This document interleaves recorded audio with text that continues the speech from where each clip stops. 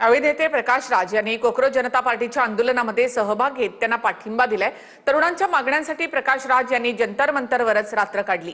ट्रकच्या छतावर चढून आंदोलन करताना ते पाहायला मिळाले।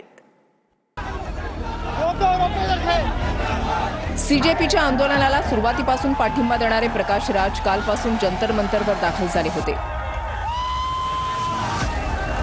काल रात्रभर प्रकाश राज उपोषण स्थळाच्या मंचावर होते।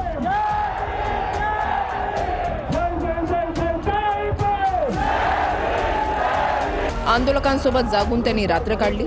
दिपके आणि त्यांच्या सहकाऱ्यांना पाठिंबा देण्यासाठी प्रकाश राज सकाळपासून मोर्चात सहभागी झाले आहेत।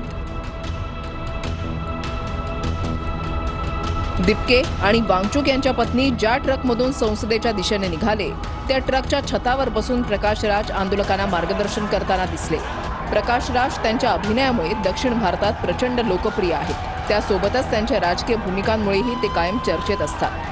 देशात कोकरोच जनता पार्टी ही सोशल मीडिया चळवळ सुरू झाल्यापासूनच प्रकाश राज यांनी दिपकेंना पाठिंबा दिला होता।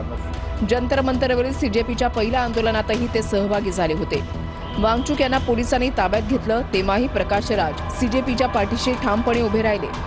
आज निघणाऱ्या मोर्चासाठी प्रकाश राज काल रात्रीपासूनच जंतर मंतरवर आले।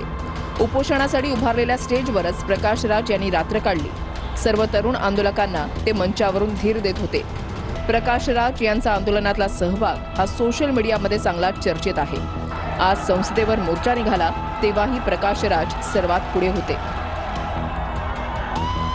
पोलिसांनी मोर्चाला परवानगी नाकारली, रस्ते बंद केले, त्यामुळे काही आंदोलक मिळेल त्या मार्गाने संसदेच्या दिशेने निघाले। पोलीस आंदोलकांना ताब्यात घेण्याची शक्यता असल्यानं दिपकेंसह वांगचुक यांच्या पत्नी आणि काही प्रमुख आंदोलक एका ट्रकमधून संसदेच्या दिशेने निघाले। प्रकाश राज इथेही सर्वात पुढे दिसले। ट्रकच्या मागे बसण्याच्या ऐवजी ते थेट चालकाच्या केबिनच्या वर असलेल्या छतावर चढले। तिथूनच ते सर्व आंदोलकांशी संवाद साधत होते, त्यांना मार्गदर्शन करत होते। दिल्ली पोलिसांनीही त्यांना खाली उतरवण्याचा प्रयत्न केला, मात्र ते तिथूनही हटले नाहीत। आंदोलनाच्या शेवटपर्यंत ते आंदोलकांच्या सोबत असल्याचं दिसून आलं।